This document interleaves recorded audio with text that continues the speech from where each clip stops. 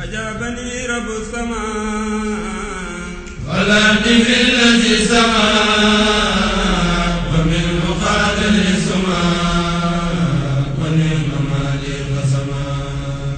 Good evening. So I want to make some interview or our guest to come from USA. So we just want to tell me your name and which company you come from.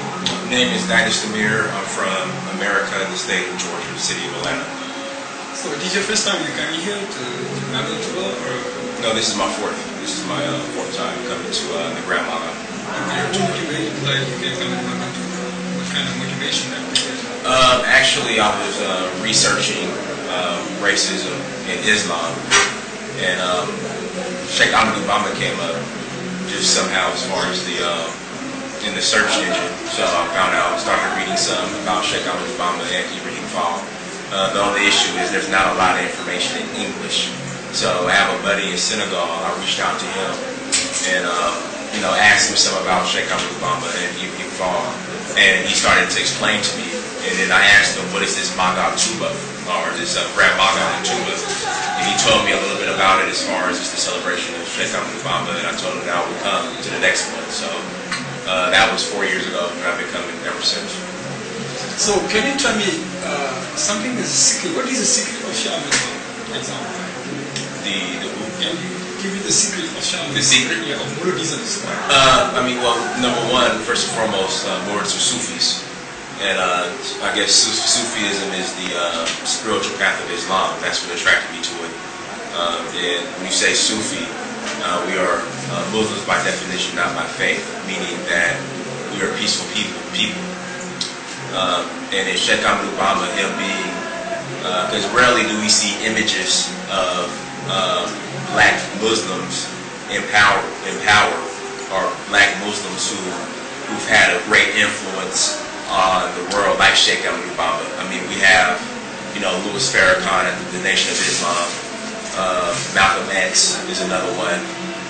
So we have those images of powerful black Muslims, but outside of America, we don't have that many images. So that's what drew me to Sheikh Obama and Ibrahim Fall, was you have these powerful black men who are Muslims as well that have been able to attract people and have a heavy influence on the world itself. So that's why I was attracted to it, and that's the secret of Sheikh Obama.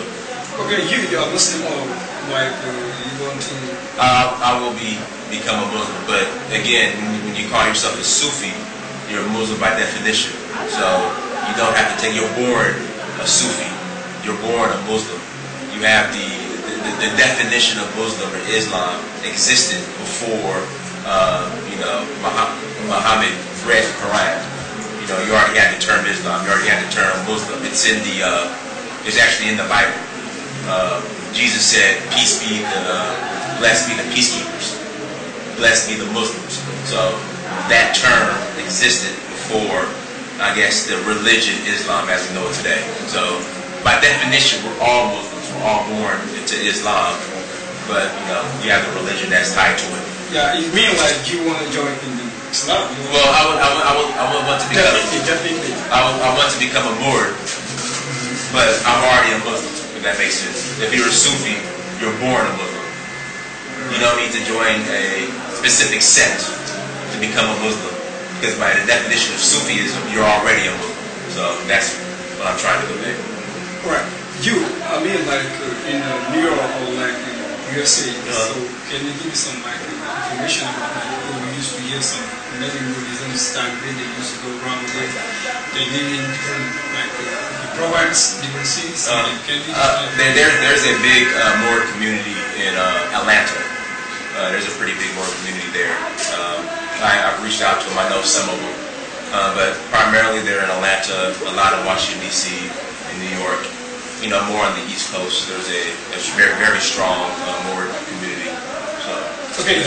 So definitely you can say this comment from right now we talking about. So you are a Muslim, definitely. Yes, always be. I was born a Muslim. Yeah. This is amazing. Yeah. But how you can satisfy people what kind of motivation you can advise you?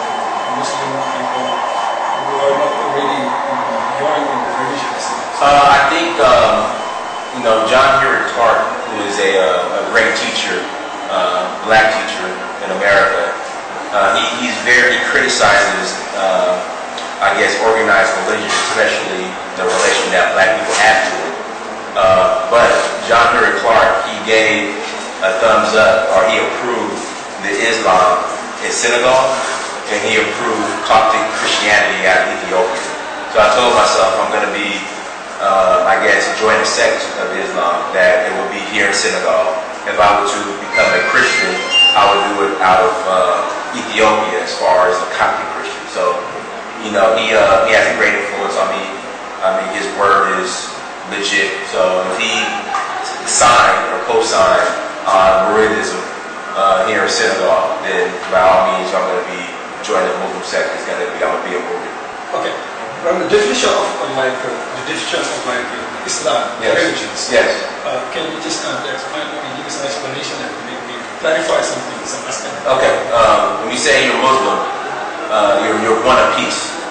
Islam is a state of peace. You're born into that. You're born a peaceful person.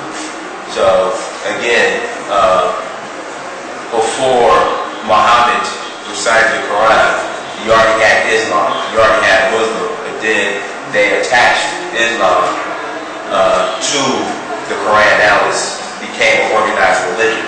But what Sufism teaches is that you don't have to be a religious person in order to be a Muslim or to be part of Islam. So I think that's the example that we have to show people. And as far as your question before, when it comes to an example of Islam, the Sufism in Senegal is the standard for people to follow. This is Islam in its pristine purity. This is the best example or standard for anybody that wants to be Muslim. The Islam here in Senegal, by far, in Senegal is the standard for, my goal is to come up and formulate as many videos and information in English for those that don't speak Wolof, for those that don't speak French, so they can learn about mouridism. Because again, if you want, and nothing against other Muslim sects, but the Islam here in Senegal, especially if you're of African descent, is by far the best standard and the best example to follow.